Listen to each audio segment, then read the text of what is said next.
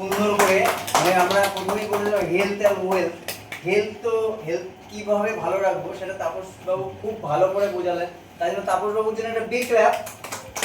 আর আপনারা সবাই যে মন দিয়ে আপনার বিষয়টি শুনলেন, আপনাদের জন্য নিজেদের জন্য একটা ক্ল্যাপ। Thank you. তো আমরা তো প্রথমেই বলেছিলাম আমরা হেলথের সাথে সাথে ওয়েলথ ক্রিয়েট করতে চাই, তাই তো?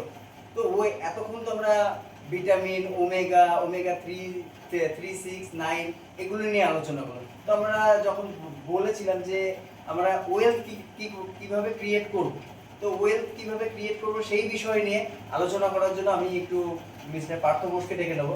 পার্থদা, একটু আপনি এসে বিষয়টা ক্লিয়ার করছেন। Thank you. সংখ্যার জন্য একটা ক্ল্যাপিং হতে হবে। অ্যাকচুয়ালি আমরা অনেকে অনেক কিছু বলতে পারি, কিন্তু যখন 10টা লোক আমার দিকে তাকিয়ে থাকে অনেক জানা কথা আমাদের অজানা হয়ে যায়।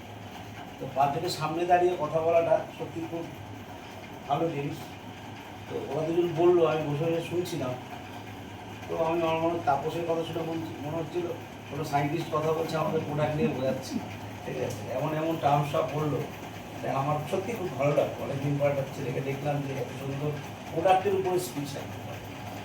তো স্যার তো এখনো পর্যন্ত এটা টেস্ট করে, ঠিক আছে, স্যারকে এটা একটু টেস্ট করাও 1 নম্বর। আর দ্বিতীয় কথা,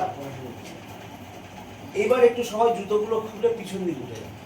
দাদা একটু জুতোটা খুলে আপনি জুতোর দিকে চলে যান, ব্যাগটা সামনে দিয়ে দিন। জুতোটা খুলুন। আমি কথা দিচ্ছি, আমি যেটুকু কথা বলবো যদি মন দিয়ে শুনতে পারেন, জীবনে কিছু না কিছু পরিবর্তন আমাদের আসবে, সে হেলথে হোক বা ওয়েলথে হোক। এটুকু কথা দিলাম, সময়টা ওয়েস্টেজ হবে না। স্যার এটা খেয়ে টেস্টটা করবেন।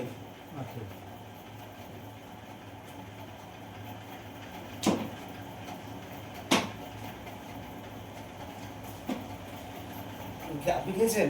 না এই দাদা আমাদেরকে আরেকবার করে দিন। এই একদিন এত খেতে নেই। না।